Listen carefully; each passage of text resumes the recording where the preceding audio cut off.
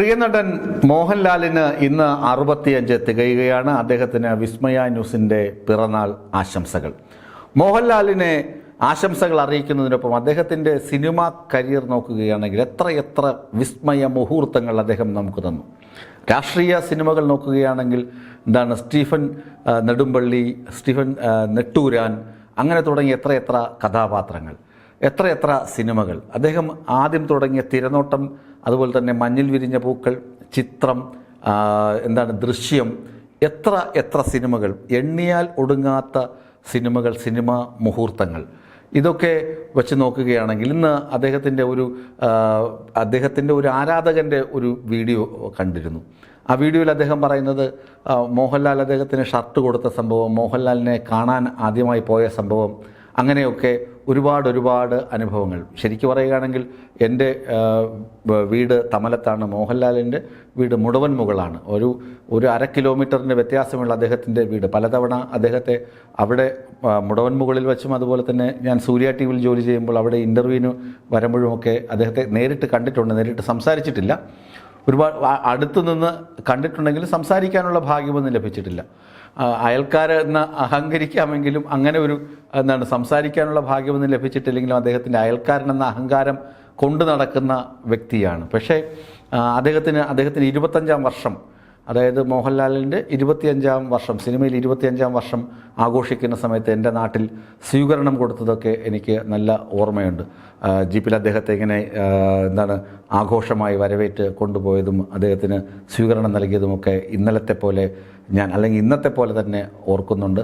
അദ്ദേഹത്തിന് ഒരുപാട് ഉയരങ്ങൾ ഇപ്പോൾ തന്നെ നിറഞ്ഞ് ഓടുകയാണ്. എമ്പുരാനും തുടരും സിനിമയും ഓടുകയാണ്. അദ്ദേഹത്തിൻ്റെ സിനിമകൾ ഓർക്കുകയാണെങ്കിൽ പെട്ടെന്ന് എടുത്തു പറയാവുന്ന സിനിമകളാണ്. എത്ര കഥാപാത്രങ്ങൾ. ഒന്ന് സ്റ്റീഫൻ നെടുമ്പള്ളി, അത് നമുക്കറിയാം. ലൂസിഫറിലുള്ള കഥാപാത്രം. അതുപോലെ തന്നെ ഭൂമിയിലെ രാജാക്കന്മാർ, തമ്പി കണ്ണന്താനം സംവിധാനം ചെയ്ത ഭൂമിയിലെ രാജാക്കന്മാരിലെ മഹേന്ദ്രവർമ്മ എന്ന കഥാപാത്രം, ലാൽ സലാമിലെ നെട്ടൂരാൻ എന്ന കഥാപാത്രം, അതുപോലെ തന്നെ അതിലുള്ള ലാൽ സലാം സിനിമയിൽ തന്നെ ബീഡിയുണ്ടോ സഖാവെ തീപ്പെട്ടിയെടുക്കാൻ, മുരളിയുമായിട്ടുള്ളൊരു ആ കോമ്പിനേഷൻ സിനിമ. പിന്നെ രക്തസാക്ഷികൾ സിന്ദാബാദ് എന്ന സിനിമയിലെ രംഗങ്ങൾ, അതൊക്കെ രാഷ്ട്രീയ സിനിമകളാണ്. സ്ഫടികം, തിലപ്പ്, അതുപോലെ തന്നെ കിരീടം, ചെങ്കോൽ, ആ സിനിമകളൊക്കെ ഓർക്കുമ്പോൾ തന്നെ നമുക്ക് രോമാഞ്ചം ഉണ്ടാകും. ആ കഥാപാത്രങ്ങളെ അതുപോലെ രാജാവിൻ്റെ മകൻ, 20-ാം നൂറ്റാണ്ട്, അതിനകത്തൊക്കെ അത്ര ചെറിയ പ്രായത്തിൽ അത്രയും വലിയ വേഷങ്ങൾ. ഓർക്കാപ്പുറത്ത്, നാടോടിക്കാറ്റ്, പട്ടണപ്രവേശം, അതിനകത്തുള്ള തമാശ രംഗങ്ങൾ, ശ്രീനിവാസനുമായുള്ള കോമ്പിനേഷൻ, അതുപോലെ ഗാന്ധിനഗർ സെക്കൻഡ് സ്ട്രീറ്റ്. ഇങ്ങനെ ചുമ്മാ ഒന്ന് എഴുതിയൊന്നും വെക്കണ്ട, ഞാൻ വെറുതെ ഇങ്ങനെ എഴുതി വെച്ചു വന്നേ ഉള്ളൂ. അത് എഴുതിയൊന്നും വെക്കേണ്ട, ഇങ്ങനെ ചറപറ ഇങ്ങനെ പറയാൻ പറ്റും മോഹൻലാൽ ചിത്രങ്ങൾ. അതുപോലെ മമ്മൂട്ടി ചിത്രങ്ങൾ നമുക്ക് പറയാൻ പറ്റുമെങ്കിലും മോഹൻലാൽ ചിത്രങ്ങൾ കുറേ കൂടി ചറപറ ഇങ്ങനെ പറഞ്ഞു പോകാം. ഗാന്ധിനഗർ സെക്കൻഡ് സ്ട്രീറ്റ്, അതുപോലെ തന്നെ ദൗത്യം, മൂന്നാം മുറ, അങ്ങനെ എത്ര സിനിമകൾ. അതുപോലെ തന്നെ ഭരതം, സംഗീത സാന്ദ്രമായ സിനിമകൾ, ഹിസ് ഹൈനസ് അബ്ദുള്ള, അങ്ങനെ പല തരത്തിലുള്ള സിനിമകൾ. പിന്നെ 6-ാം തമ്പുരാൻ, ദശരഥം, അതുപോലെ തന്നെ രേവതിയുമൊത്തുള്ളൊരു സിനിമ, ദശാവത, ആ സിനിമയുടെ പേര് ദേവാസുരം എന്ന സിനിമയൊക്കെ എത്ര രസകരമായാണ് അദ്ദേഹം ചെയ്തിരിക്കുന്നത്. ആ ഓരോ സീക്വൻസും എന്ത് ഭംഗിയായാണ് ചെയ്തിട്ടുള്ളത്. അതുപോലെ തന്നെ തമിഴ്, ഹിന്ദി, തെലുങ്ക്, കന്നഡ, അദ്ദേഹത്തെക്കുറിച്ച് ഹിന്ദി കമ്പനി സിനിമയിൽ രാംഗോപാൽ വർമ്മ അദ്ദേഹം പറഞ്ഞത്, കമ്പനി സിനിമ അഭിനയിക്കുമ്പോൾ മോഹൻലാൽ എങ്ങനെ ഇത് ചെയ്യും എന്നൊക്കെ ടെൻഷൻ ഉണ്ടായിരുന്നു എന്നാണ് പറയുന്നത്. പക്ഷേ അത് അഭിനയിച്ചു വന്നപ്പോൾ അദ്ദേഹം തന്നെ, ഈ സംവിധായകൻ തന്നെ ഞെട്ടിപ്പോയി എന്നാണ് പറയുന്നത്. പിന്നെ അങ്ങനെ തുടങ്ങിയ കുറേ ഈ മികവുറ്റ മണിരത്നം പറയുന്നത് ഇതുപോലെ, മണിരത്നവും സുഹാസിനിയൊക്കെ ഇദ്ദേഹത്തിൻ്റെ ആരാധകരാണ്. അതുപോലെ തമിഴിൽ ചെറിയ വേഷം പോലും, അതായത് ഒരു ചെറിയ വേഷം, ജയിലറിലൊക്കെ വളരെ ചെറിയ ഗസ്റ്റ് റോളാണെങ്കിൽ പോലും വളരെ ഗംഭീരമായി തൻ്റെ പ്രസൻസ് കൊണ്ട് വളരെ ഗംഭീരമാക്കുന്ന ഒരു നടന ചാതുരി. വാനപ്രസ്ഥം, കഥകളിയൊക്കെ എന്ത് മനോഹരമായി ചെയ്യുന്നു.